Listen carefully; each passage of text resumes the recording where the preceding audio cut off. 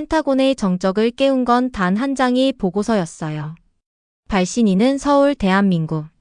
트럼프 대통령이 비웃던 그 작은 나라가 이제 전 세계의 판을 뒤집었습니다. 그때 한미 국방부 분석관은 깨달았죠. 엔진은 조용했지만 진실을 말했다. 한국은 베끼기만 할 줄 아는 나라라고 오만하게 무시했던 트럼프와 미국이 발칵 뒤집힐 사연입니다. 함께 사연을 들어볼까요? 제 이름은 이선 콜이에요. 저는 미국 국방부에서 일하고 있어요. 정확히는 에너지 안보국 에너지 시큐러티 디비전의 분석관입니다. 이름만 들으면 거창해 보이지만 실제로 제가 하는 일은 하루 종일 보고서를 읽는 일이었어요. 주로 엔진, 전력 시스템, 그리고 우리 군을 움직이게 하는 기술에 관한 자료들이었죠. 아침은 매일 똑같았어요. 커피, 이메일, 보고서, 회의. 얇은 하얀 봉투 하나가 제 인생을 바꿔놓을 거라고는 상상도 못했었어요. 그런데 그날 아침 정말로 바뀌었습니다. 봉투에는 이렇게 적혀 있었어요. From Seoul Republic of Korea. 한국. 저는 눈을 한번 깜빡였어요. 그 작은 나라. K-팝, 김치, 빠른 인터넷으로 유명한 그 나라에서 펜타곤에 무엇을 보낼 수 있을까 싶었죠. 저는 봉투를 뜯고 기술 보고서를 꺼냈어요. 제목은 단순하지만 대담했었습니다. 가스터빈 독자 개발 전면 운전 시험 완료. 저는 얼굴을 찌푸렸어요. 가스터빈은 사소한 물건이 아니에요. 비행기, 함정, 발전소 움직이는 거의 모든 것의 심장입니다. 현대 국가를 진짜로 강하게 만드는 것이죠. 만약 한국이 그걸 정말로 스스로 만들었다면 그건 자립을 뜻했어요. 미국산 엔진이 필요 없고 우리 기술도 필요 없다는 의미니까요. 말도 안 돼. 제가 중얼거렸지만 계속 읽었습니다. 보고서는 숫자와 도면으로 빼곡했지만 저는 그 사이에서 의미를 읽을 줄 알았어요. 엔진 효율은 놀라웠고 연료 소모는 낮았고 안전 기록은 완벽했어요. 그리고 모든 부품이 한국산 자재로 만들어졌다고 적혀 있었어요. 미국도 유럽도 아닌 완전히 국산이었죠. 저는 의자에 몸을 기댔어요. 커피는 식었는데 손은 따뜻해졌습니다. 사실이 아닐 리가 없는데 저는 낮게 속삭였어요. 마음 깊은 곳에서는 이미 알고 있었거든요. 저는 일어나 창밖을 봤어요. 펜타곤 주차장에는 군인들과 과학자들이 배지와 커피컵을 들고 빠르게 오가고 있었어요. 여기 있는 모두가 같은 믿음을 갖고 있었죠. 미국이 늘 앞서고 나머지 세계는 우리를 따른다는 믿음이요. 그런데 그 믿음이 방금 금이 간 것처럼 느껴졌습니다. 이선 괜찮아요. 동료 잭이 보고서 더미를 들고 서 있었어요. 응, 그냥 한국에서 온 흥미로운 자료가 있어서. 그가 웃었어요. 한국? TV는 잘 만들지 터비는 아니지. 저는 씁쓸하게 웃었어요. 이제는 그들을 과소평가하지 말아야 할지도 몰라요. 저는 사본을 뽑아 긴 복도를 지나 상사방으로 갔어요. 그는 키가 크고 은발의 진지한 사람이었죠. 제목을 보자 눈썹이 살짝 움직였어요. 한국?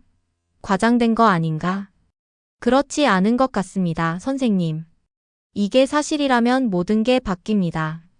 우리 에너지 전략, 동맹, 심지어 군사 의존 구조까지요. 그는 한참 생각하더니 말했습니다. 백악관에 올리자. 사무실을 나서며 제 손에 든 보고서가 유난히 무겁게 느껴졌어요. 종이는 가벼웠지만 의미는 무거웠죠. 저는 속으로 생각했어요. 모든 제국에는 이런 순간이 옵니다. 더 작고 더 조용하고 더 간절한 누군가가 전면에 나서는 순간이에요. 어쩌면 이번이 한국의 순간일지도 모르겠다고요. 그날 밤 저는 좀처럼 잠들 수가 없었습니다. 보고서 첫 페이지의 문장이 계속 떠올랐어요. 가스터빈 독자 개발. 그 중에서도 독자 자립라는 말이 가장 크게 와닿았어요. 이건 기술만의 문제가 아니었어요. 자유, 존엄, 존중의 문제였죠. 저는 세계가 주목하지 않는 사이 밤낮 없이 일했을 한국의 엔지니어들을 떠올렸어요. 헤드라인도 박수도 없이 그저 고된 노동과 조용한 결의, 그리고 믿음으로 버텼을 그들을요. 이제 그들의 엔진, 그들의 가스터빈이 그들을 대신해 말할 준비를 마쳤겠죠. 소리가 아니라 결과로요. 스탠드 불을 끄면서 저는 속삭였어요. 엔진은 조용하지만 진실을 말합니다. 그때는 몰랐지만 그 진실이 곧 펜타곤과 백악관 그리고 어쩌면 세계를 흔들었었습니다. 한국에서 온 보고서를 읽은 지 사흘 뒤 저는 검은 차를 타고 백악관으로 향하고 있었어요. 에어컨이 켜져 있었는데도 손에는 땀이 맺혔습니다. 회의는 많이 가봤지만 이번엔 달랐어요. 단순한 보고서 논의가 아니라 누가 세상을 이끄는지를 가르는 힘에 관한 일이었거든요. 도착하자 젊은 경호관이 신분증을 확인하고 말했어요. 콜씨 기다리고 있습니다. 공손했지만 비밀을 지키는 사람처럼 날카로운 목소리였죠. 국기와 초상화가 이어진 긴 복도를 지나며 저는 이곳의 역사를 온몸으로 느꼈어요. 여기를 걸었던 모든 대통령은 미국이 절대 지지 않는다고 믿었겠죠. 하지만 제 손의 보고서는 다른 이야기를 하고 있었어요. 회의실은 넓었고 긴 테이블은 유리처럼 반짝였어요. 맨 끝에는 트럼프 대통령이 앉아 있었죠. 미국은 항상 먼저 이겨야 한다고 말하던 인물입니다. 장군들, 보좌관들, 과학자 몇 명이 둘러앉아 있었고 모두 지나치게 자신만만해 보였어요. 저는 숨을 가다듬고 말문을 열었습니다. 대통령님, 이 보고서는 한국산업부에서 왔습니다. 한국이 완전히 독자적인 가스터빈 엔진 개발에 성공했다고 확인합니다. 대통령이 몸을 뒤로 젖히며 말했어요. 한국? 그 팝음악이랑 번쩍이는 휴대폰의 나라 말인가? 방 안에서 몇 사람이 웃었고 저는 웃지 않았습니다. 네, 그 한국입니다. 그들이 만든 엔진은 에너지망과 전투기를 모두 구동할 수 있습니다. 청정하고 효율적이며 완전한 자국 기술이에요. 그가 팔짱을 끼며 말했어요. 그래서 뭐 어쩌라고? 우린 세계 최고 엔지니어가 있어. 한국은 늘 우리 걸 베끼잖아. 저는 침을 삼키고 말했습니다. 외람되지만 이번엔 아닙니다. 처음부터 끝까지 그들이 만들었습니다. 그리고 지금 독일, 프랑스, UAE가 협력을 원합니다. 방 안은 조용해졌어요. 한 장군이 몸을 앞으로 숙였어요. 그럼 우리가 기술 우위를 한국에게 이를 수도 있다는 말인가? 저는 천천히 고개를 끄덕였어요. 무시한다면 예. 대통령은 웃었지만 즐거워 보이진 않았어요. 미국은 누구에게도 지지 않아. 특히 우리 주 하나만 한 나라에게는 더더욱. 그는 보좌관들을 보며 말했어요. 다음 안건으로. 진짜 위협을 논하자 중국, 러시아, 유가. 가슴이 조여왔습니다. 그들은 듣지 않았고 듣고 싶어 하지도 않았어요. 회의실을 나서기 전 저는 조용히 말했어요. 송구하지만 오만은 모든 제국에 생기는 첫 번째 균열입니다. 그는 대답하지 않았지만 젊은 비서 하나가 저를 흘끗 보며 불안한 표정을 지었어요. 밖으로 나오자 햇빛이 눈부셨어요. 백악관 계단 위에서 펄럭이는 성조기를 봤습니다. 자랑스러워 보였지만 이상하게도 조금 외로워 보였어요. 저는 바다 건너 태극기를 떠올렸어요. 아마 어느 작은 연구실 위에서 아직도 야근하는 엔지니어들 머리 위로 펄럭이고 있겠죠. 그들에게는 권력도 명성도 없었어요. 그들에게 있는 건 믿음과 집중이었죠. 그리고 우리는 그걸 잃어가고 있었습니다. 그날 밤 제가 했던 말이 머릿속에서 떠나지 않았어요. 오만은 모든 제국의 첫 균열이다. 어쩌면 대통령에게 한 말이었겠지만 동시에 저 자신에게 한 말이기도 했어요. 마음 깊은 곳에서 이런 생각이 들기 시작했어요. 세상이 변하고 있는데 우리가 너무 오만해서 보지 못하는 건 아닐까 하고요. 백악관 회의가 있은 지 일주일 뒤 저는 사무실에서 뉴스 헤드라인으로 가득한 화면을 멍하니 보고 있었어요. 굵고 믿기 어려운 문장들이 줄줄이 떴습니다. 독일 한국과 에너지 동맹 체결. 프랑스 UAE 한국의 클린파워 이니셔티브 압류. 저는 눈을 비볐어요. 며칠 전만 해도 대통령은 한국이 세계 에너지 경쟁에서 의미 있을 리 없다고 비웃었잖아요. 그런데 이제 세계가 한국과 손잡으려고 뛰어가고 있었어요. 그때 상사 해리스에게서 전화가 왔어요. 이선 회의실로 와. 지금. 목소리는 낮고 진지했습니다. 회의실에 들어가니 여러 관리들이 이미 와 있었어요. 창백한 얼굴, 흩어진 문서, 긴장된 목소리들. 누군가 말했어요. 그들이 해냈어. 한국이 우리를 빼고 새 동맹을 만들었어. 또 다른 이가 덧붙였죠. 이름은 클린 에너지 앤드 디펜스 파트너십이래. 저는 침착하려고 애쓰며 물었어요. 누가 들어갔습니까? 젊은 분석관이 답했어요. 일단 한국, 독일, 프랑스, UAE. 그런데 일본과 캐나다도 관심 보인대요. 방 안이 적막해졌습니다. 모두 같은 생각을 했죠. 미국이 제외되었다는 생각이요. 해리스가 말했어요. 백악관은 이걸 상징적이라고 축소할 거야. 저는 고개를 저었어요. 상징이 아닙니다. 전략이에요. 핵심은 한국의 가스터빈이에요. 그들은 국가를 돌리고 국가를 잇는 엔진을 만들었습니다. 테이블 끝에 있던 장군이 인상을 찌푸렸어요. 그래서 콜. 우리가 한국에 붙자고? 저는 시선을 피하지 않고 말했어요. 아닙니다, 장군님. 존중하자고 말씀드리는 겁니다. 그는 대답하지 않았지만 얼굴에는 자존심과 놀람 그리고 약간의 두려움이 비쳤어요. 그날 오후 머리를 식히려고 밖으로 나왔어요. 워싱턴의 가을 공기는 차가웠고 비 냄새가 났습니다. 기자들이 한국의 성공에 대해 소리치며 질문했어요. 콜 씨, 한국 터빈이 미국 엔진을 대체할 수도 있습니까? 저는 대답하지 않았어요.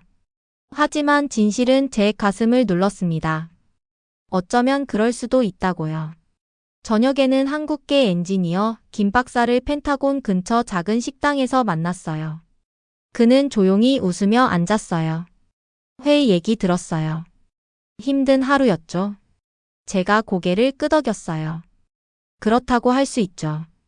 아무도 인정하려 하지 않지만 한국의 엔진은 진짜고 모든 걸 바꾸고 있어요. 그는 커피를 천천히 저으며 말했어요. 이선 한국은 미국과 경쟁하려고 이걸 만든 게 아니에요. 오랫동안 무시당해 와서 존중이 무엇인지 보여주려 했던 거예요. 사람들은 한국을 작다, 모방자다, 추종자다라고 불렀죠. 그래서 그들은 스스로 증명한 거예요. 존중이요? 제가 물었어요. 그가 고개를 끄덕였어요. 존중은 빌려오는 게 아니라 스스로 얻는 겁니다. 그들은 노동과 실패 그리고 믿음으로 그걸 얻었어요.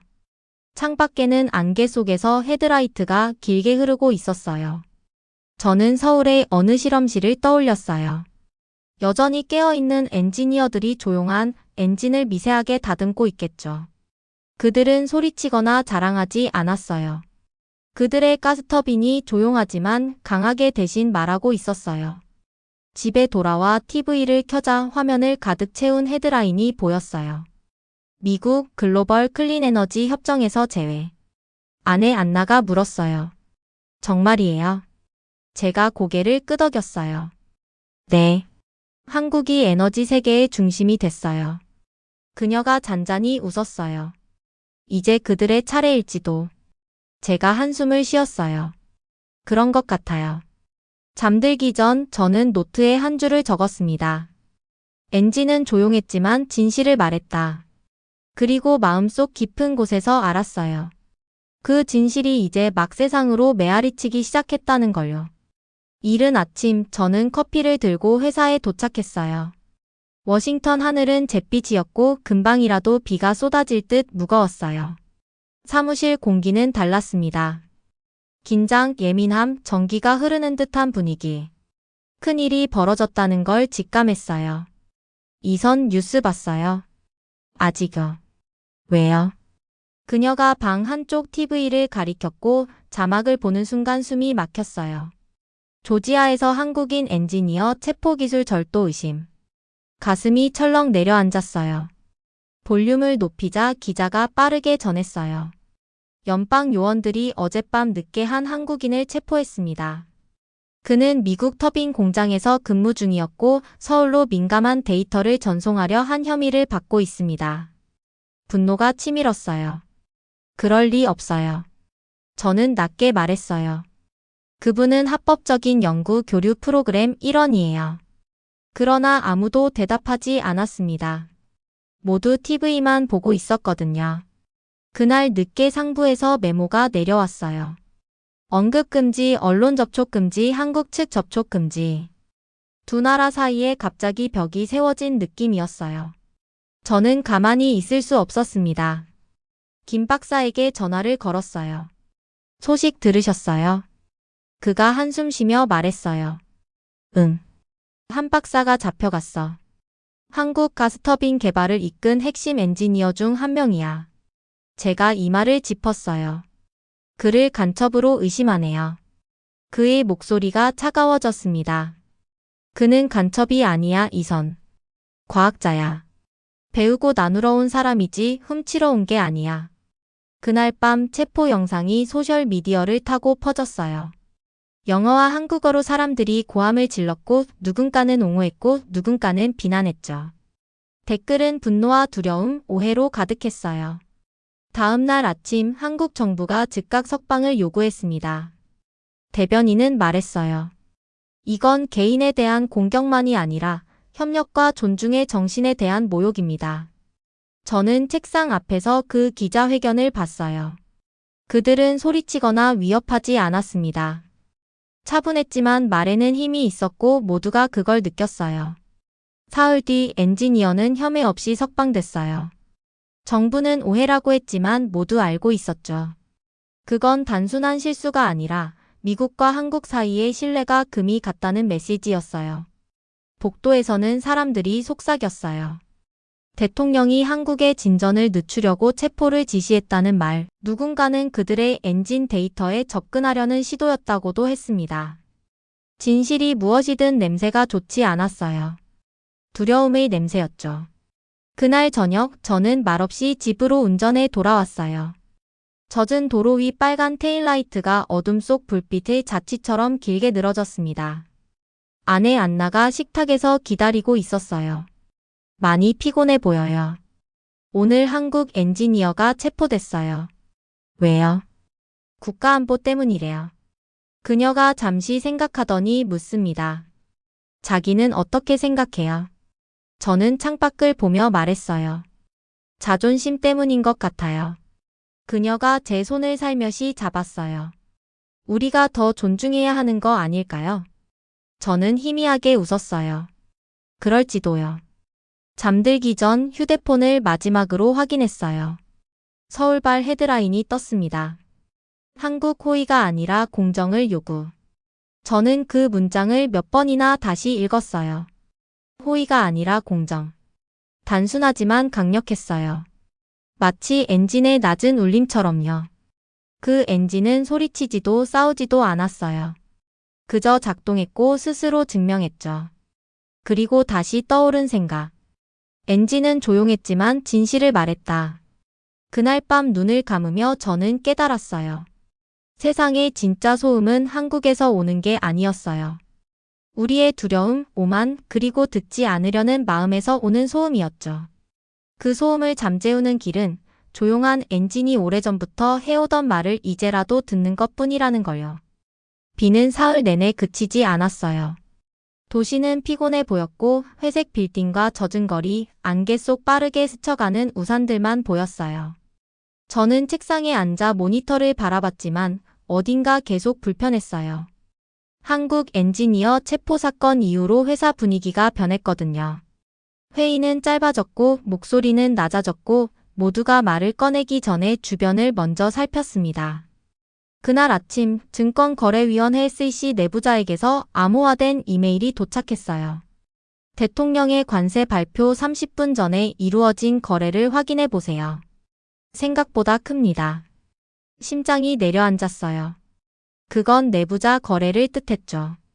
누군가 정부의 비밀 정보를 이용해 돈을 벌었다는 말이에요. 사실이라면 나라를 흔들 수 있었죠. 첨부 파일을 열었어요. 숫자 행들이 화면을 가득 메웠습니다. 관세 발표 몇 분 전 주식시장이 떨어질 거라며 수십억 달러 규모로 베팅한 기록들이었어요. 그리고 계정에 연결된 이름을 보는 순간 속이 뒤틀렸어요. 하워드 캐피털 펀드 대통령 장남의 투자사였어요. 잠시 숨이 막혔어요. 방은 작아진 듯했고 공기는 무거웠습니다. 저는 의자에 등을 기대며 낮게 속삭였어요. 세상에. 이건 단순한 탐욕이 아니었어요. 나라를 지킨다는 가면 뒤에서 국가 정책을 이용해 사익을 챙긴 배신이었죠. 그날 밤 저는 듀퐁 서클 근처 작은 바에서 다시 김 박사를 만났어요. 출력한 파일을 보여주자 그는 눈을 크게 뜨며 페이지를 훑었어요. 모든 게 설명되네요. 그들은 기술을 지키려던 게 아니라 이익을 지키려던 거예요. 저는 고개를 끄덕였어요. 한국을 표적으로 삼아 시선을 돌린 거죠. 사람들의 분노를 엉뚱한 곳으로 돌려놨어요. 그가 길게 한숨을 쉬고 잔을 들었어요. 이선 이걸 폭로하면 쉽지 않을 거야. 그들이 당신을 찾을 거예요. 알아요. 그래도 침묵할 수는 없어요. 그는 안타까운 눈으로 말했어요. 그럼 조심해요. 진실에는 대가가 있어요. 집에 돌아오니 안나가 창가에서 기다리고 있었어요. 당신 무슨 일 있죠? 무엇을 하려는지 알 것 같아요. 그게 정말 가치가 있는지 확신해요. 저는 그녀의 손을 잡고 속삭였어요. 진실을 위해서예요. 다음 날 아침 저는 워싱턴 포스트에 익명으로 자료를 보냈어요. 몇 시간 동안 휴대폰만 바라봤죠. 정오 속보가 떴어요.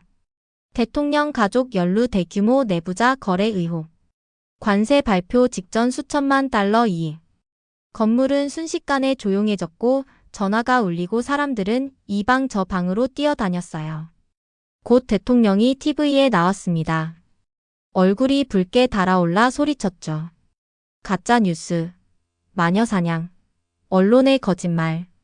하지만 증거는 너무 명확해서 숨길 수가 없었어요. 더구나 이 수상한 거래를 제일 먼저 잡아낸 건 한국의 알고리즘 서울의 핀테크 스타트업이 만든 시스템이었죠. 아이러니가 복부를 세게 때리는 듯 했어요. 우리 지도자들이 비웃던 바로 그 나라가 우리의 가장 큰 부패를 드러내는데 도움을 준 거였으니까요. 그날 밤 저는 창가에 서서 빗물 고인 도로에 비친 도시 불빛을 봤어요. 세상이 변하고 있다는 것을 분명히 느꼈습니다. 한국의 조용한 엔진은 이제 단순한 기계가 아니었어요. 진보, 정직, 진실의 상징이었죠. 저는 속삭였어요. 엔진은 조용했지만 진실을 말했다. 그때 처음 알았어요. 진실은 항상 고함치지 않는다는 걸요. 어쩔 땐 부드럽고 꾸준히 멈추지 않고 울립니다. 밤을 가르며 조용히 회전하는 한국의 터빈처럼요. 그리고 마침내 세상이 듣기 시작했어요. 청문회 날 아침은 차갑고 맑았어요. 의사당 석계단을 오르며 입김이 허공에 맺혔습니다. 하늘은 얇은 유리판처럼 옅은 파란색이었고 기자들이 복도에 줄지어 서서 제 이름을 불렀어요. 콜 씨, 자료 유출이 사실입니까? 체포가 두렵지 않습니까? 저는 대답하지 않았어요. 손이 떨렸지만 두려움 때문이 아니라 목적 때문이었거든요. 안으로 들어가자 발걸음과 속삭임, 카메라의 윙 소리가 가득했어요. 세상이 지켜보고 있었고 이건 더 이상 저 혼자의 문제가 아니었어요. 우리가 잊어버렸던 진실, 청렴, 존중에 관한 문제였죠. 청문회장은 이미 만석이었어요. 의원들이 길게 앉아 서류를 쌓아두었고 카메라 플래시가 번쩍였어요. 위원장이 말했어요. 이선 콜 씨 자리에서 일어나 오른손을 들어주십시오. 저는 조용하지만 흔들림 없는 목소리로 맹세했습니다. 진실만을, 진실 전부를, 그리고 오직 진실만을 말할 것을 맹세합니다. 잠시 정적이 흐른 뒤 저는 진술을 시작했어요. 저는 에너지 안보 부서에서 일했었습니다. 나라를 지킨다는 명목으로 내려졌던 결정들이 실제로는 권력과 이익을 지키는 것이었다는 걸 보았어요. 한국인 엔지니어 체포, 기술 절도, 프레임 모두 은폐였습니다. 여러 곳에서 탄식이 흘렀고 플래시가 번개처럼 터졌어요. 저는 말을 이었습니다. 한국의 터빈은 위협이 아니었습니다. 협력의 기회였어요.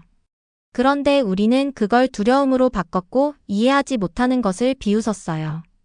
그리고 우리가 비웃는 동안 대통령 가족은 내부자 거래로 막대한 이익을 얻었습니다. 한 상원 의원이 물었어요. 증거가 있습니까? 저는 고개를 끄덕이며 문서를 들어 보였어요. 이 파일은 관세 발표 30분 전에 이루어진 거래를 보여줍니다. 그리고 이 증거를 처음 감지한 건 한국의 알고리즘입니다. 방은 다시 조용해졌어요. 여기저기서 낮은 속삭임이 돌았고 무거운 아이러니가 공기 중에 가라앉았죠. 말을 이어가며 저는 사람들의 표정에서 변화를 봤어요. 처음엔 분노, 그 다음은 충격, 그리고 마침내 부끄러움. 물결처럼 번지는 깨달음이었어요. 오만과 거짓, 눈멀어 있던 우리 자신을 보게 된 것이었죠. 진술을 마치자 위원장이 부드럽게 물었어요. 콜 씨, 국민께 더 하실 말씀이 있습니까? 제가 고개를 들고 말했어요. 미국은 힘으로 앞서왔지만 진짜 힘은 겸손에서 나옵니다. 우리는 다시 듣는 법을 배워야 합니다. 친구에게, 동맹에게, 그리고 진실 자체에게요. 한국의 엔진은 조용했지만 우리가 한 어떤 연설보다도 더 크게 말했습니다. 한동안 아무 말도 없었어요. 그러다 천천히 박수가 시작됐습니다. 처음엔 머뭇거리는 몇 번의 손뼉이었지만 곧 방 전체가 박수로 가득 찼어요. 저를 위한 박수라기보다는 진실을 위한 박수였죠. 청문회가 끝나고 밖으로 걸어 나왔어요. 차가운 바람이 얼굴을 스쳤고 건물 위에 성조기가 펄럭였어요. 자랑스러워 보였지만 햇빛 속에서 어쩐지 조금 더 겸손해 보이기도 했습니다. 그때 휴대폰이 울렸어요. 김 박사에게서 온 메시지였습니다. 영상 링크였죠. 재생을 누르자 커다란 터빈 앞에서 손을 높이 들어 올린 한국 엔지니어들이 보였어요. 자막에는 이렇게 적혀 있었어요. 세상을 바꾼 엔진. 저는 미소를 지었어요. 이제 그것은 단순한 기계가 아니었어요. 존중, 협력, 용기의 상징이었죠. 그리고 조용히 세상에 알려주는 목소리이기도 했어요. 진정한 진보는 누가 더 크게 외치느냐가 아니라 누가 더 잘 듣느냐에 달려있다고요. 그날 밤 집으로 걸어가는데 안개 사이로 도시의 불빛이 부드럽게 번졌어요. 오랜만에 희망이 느껴졌습니다. 아마 우리는 드디어 배우기 시작했을 거예요. 아마 진실로 가득한 침묵이 새로운 시작일지도 모르겠다고요. 그리고 저는 밤하늘을 올려다보며 다시 한번 속삭였어요. 엔진은 조용했지만 진실을 말했다.